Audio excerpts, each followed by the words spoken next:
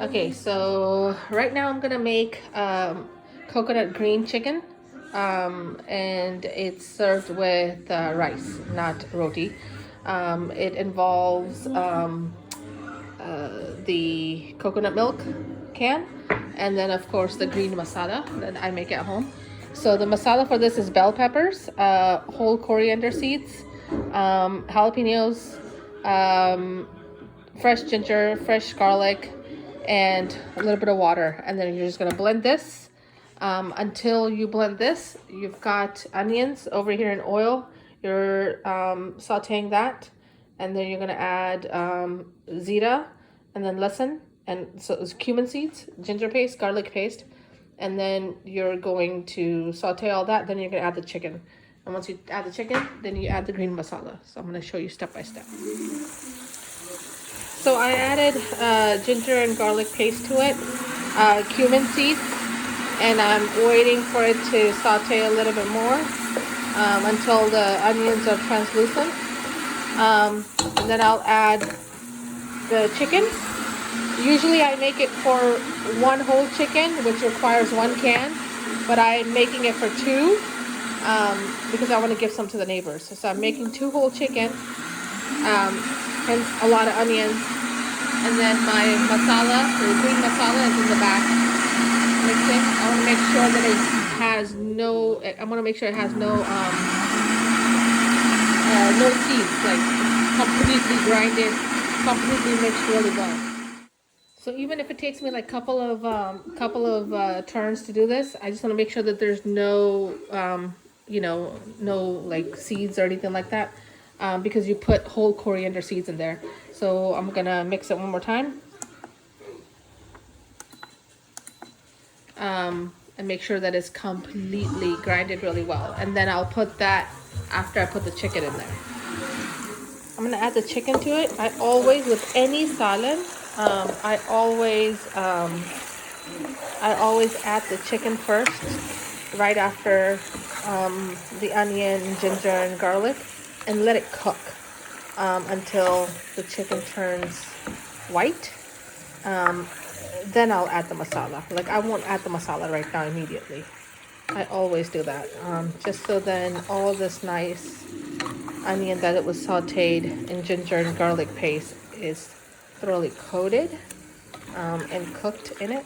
So I always just go ahead, and it's kind of hard recording with one hand and until it's nicely coated.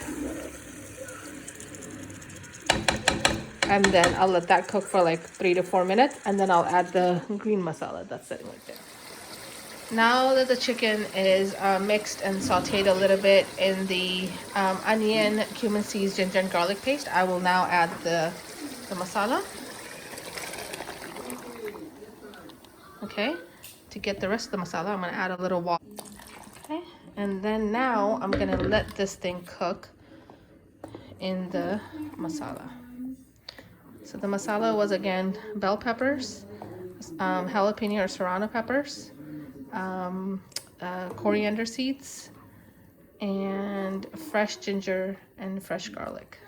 So yes, ginger and garlic paste goes in the beginning in here, and also the fresh ginger and garlic pieces go in the masala as well.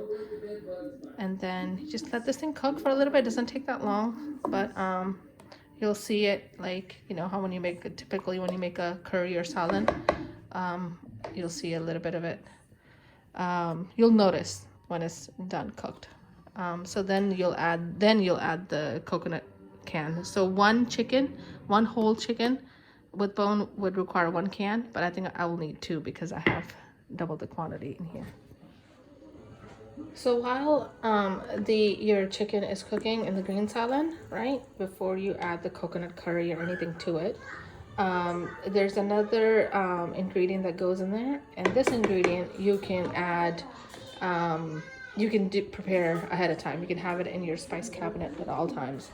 And what it is the almonds, cashews, and chana dal. Okay, and all you do is just put it in like a coffee grinder, blender.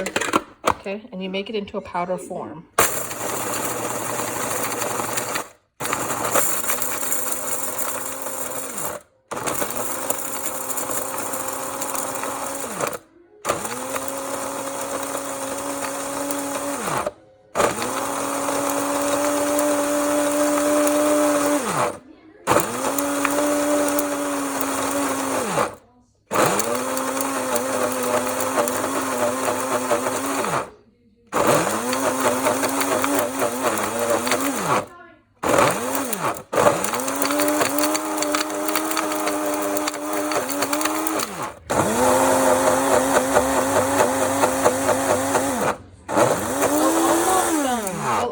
feel like it's pasty, but it's more like a powder. You have to make sure that each of these ingredients are completely crushed. Like you can't even tell that one was with the other. It's like that. We'll take this out. So you see, like, it'll be like this. And you'll need 2 tablespoons of it with 2 whole chicken. So if you're making 1 chicken, 1 whole chicken worth, you'll need 1 tablespoon of it. You can add half a teaspoon, more than 1 tablespoon, depending. But you definitely need this. This is the almond mixture, badam mixture that you need for this curry, for it to taste the way it's supposed to taste. Without it, you know, it just won't taste good. So you can't omit it. It's not an optional thing. If you omit it, you'll notice that the next time when you put it in, you'll notice that the taste is a little bit different. But again, you see, like, it's like, you can do this ahead of time. You can make this seasoning ahead of time and then put it in a container and put it in your spice cabinet. So next time when you make this curry, you have it ahead of time. I completely ran out, so I'm making it. So when the oil separates from the curry, with the gravy, anything, then you know that it's coming to a nice sear, and it's cooking really nice. It looks really nice. Now I'm just gonna add, remember, 1 can of coconut milk is to 1 whole chicken. But because I have 2 in there and I have double the masala, I'm gonna add 2 in there.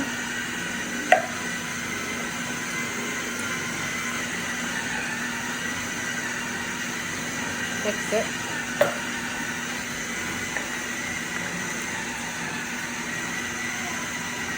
And that's the color you want to go for. It's going to get a little bit more white because I'm going to add this powder seasoning that consisted of almond, cashews, and chana dal. Once you put that in there, the sauce gets a little bit white and it gets thick. And I believe that's from the cashew and the chana dal mostly, and then the almond just brings that taste to it. So I'm gonna cook this for a little bit now that okay, now I'm going to it still looks pretty much the same, of course, but now that the coconut milk is cooked a little bit in there as well, so I'm going to now add 2 tablespoons of this powder that I had.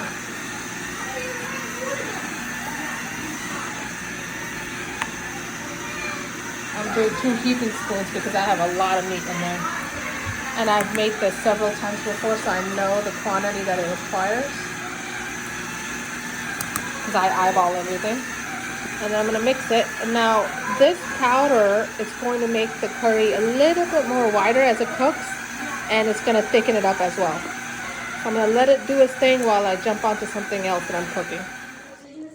Okay, so now that it is cooked in the powder form and the coconut milk, I added the salt because there's no salt. And then you add fresh curry leaves in there. And you mix it. And then I'm going to turn down the stove a little bit. Let it cook on like low simmer kind of cook. It smells really good, and then the curry leaf smell will come out, and you can add crushed red pepper for spice. But since I can't taste it, I really don't want to add the spice and then turn out that it's too spicy. So I'm just gonna let it simmer cook, and that's it. Serve it with the white rice. The longer you let it cook, the longer you let this curry cook, the more flavorful it will be. So, you know, just let it cook on low simmer kind of heat. That's what I have, and then you'll have the fragrance come out even more, and then the taste will even be better. So, and then the curry consistency is like this. And that's it. I can't wait for the kids and all of us to have it for iftar today.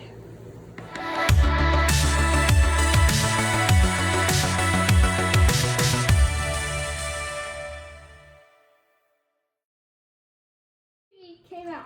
Thumbs up. Wait. What did you say, Mia, about my green curry salad? I'm saying this white pasta might be the very best this version of this you ever made. Look, it's rotting. Is it that good? Well, yeah, I mean it's thinner than usual, Uh-huh. and the flavor is outstanding. Immaculate. Thumbs up? Big thumbs up. Nice.